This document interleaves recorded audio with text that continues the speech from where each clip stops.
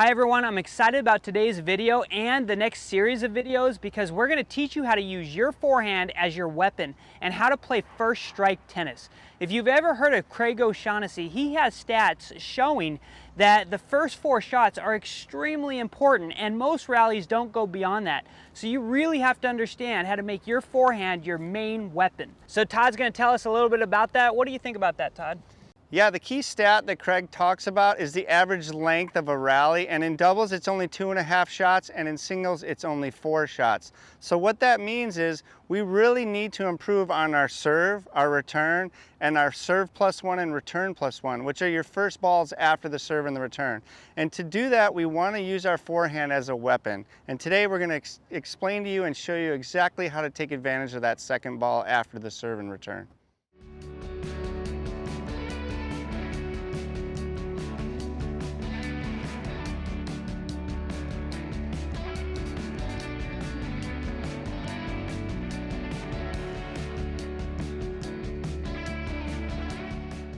In the steps to creating a bigger forehand or a first strike forehand, we first need to cover the stance. And the stance, this is a very controversial subject because a lot of people have a lot of different opinions on this. But this is how I base my opinion on the proper stance or a stance that would work better for creating more power. And it's very simple. If I turn sideways like this, as if I was hitting a ball, and I just rotate my arms like this, I have an area where I kind of stop. I can't turn any more. And that's because my hips can't go any further because of the position of my feet. However, if I change that and I open up my stance a little bit, and then I come in here and I rotate, I have absolute freedom of motion to be able to go all the way around, which the speed of that, being able to go for 180 degrees in the swing, will definitely increase the power. It looks a little bit like this. I set my feet like that, and then I come through and I hit, as opposed to turning sideways right here like this and being limited or restricted in my movement. So again, I'm going to open up my stance, and it's up to you how much you open this up. You can do it a tiny bit or you can do it a lot. But I open it up like this, and then I get ready to hit, and it allows that flexibility in the forehand. Now that you guys have the proper stance, I want to go into the next step, which is your unit turn. This is really important. You should have your left hand. Most of the time people want to have that left hand up on the throat. I've seen some people hold it down here. I prefer it up here. I think it's a little better. But the first step is doing your unit turn. And what this does, it gets your shoulders turned. It gets you ready to move, either shuffle forward or run to the ball this way. But it also sets your racket up for some good racket head speed.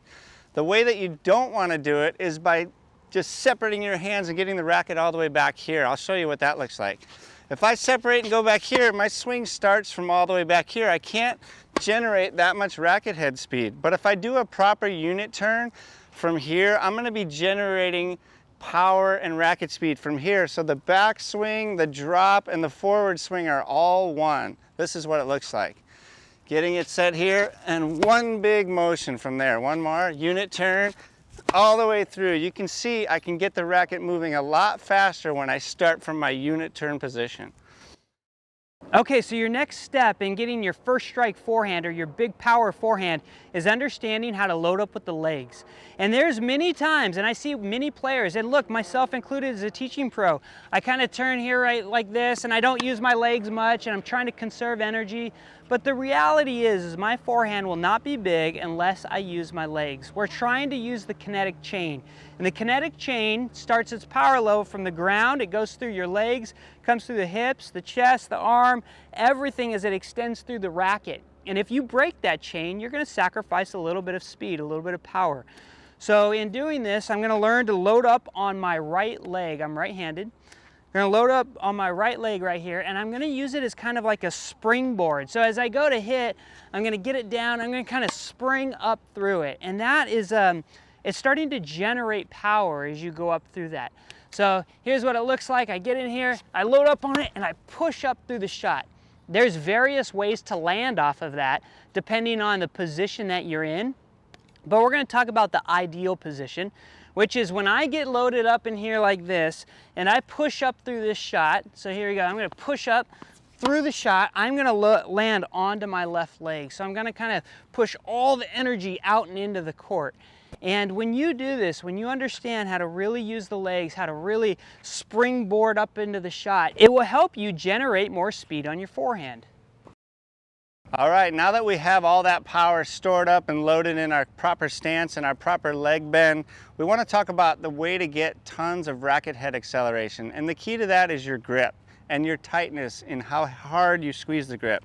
The first thing we want is we want that semi-western grip. We want the strings facing down so we can get a lot of topspin. You can be in more of an eastern grip, but you cannot be in a continental grip to hit a good forehand. So I like being in a semi-western grip.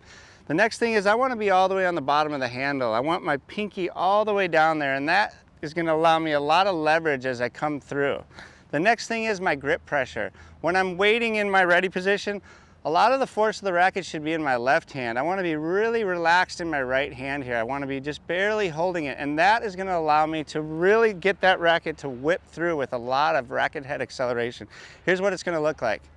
Getting on the bottom, getting into here, and just letting that racket whip. Coming through. One more. That's got a lot of power on it. Mainly because of that loose grip. It's allowing me to get that racket head to move fast and to accelerate through to contact.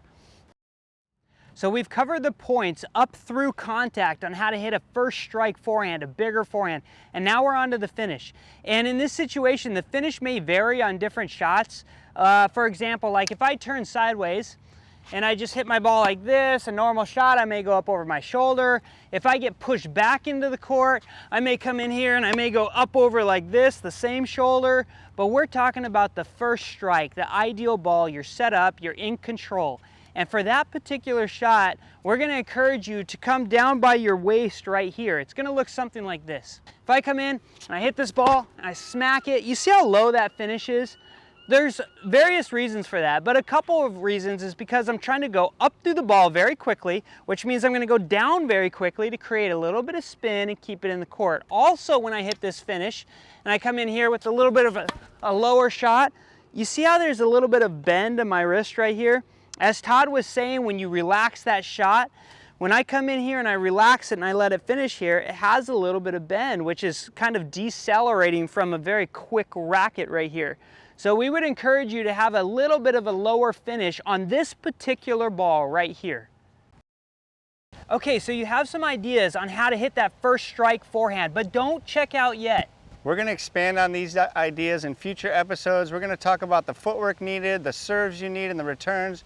There's going to be a lot more to this, but right now you can focus on how to generate that racket head speed and power.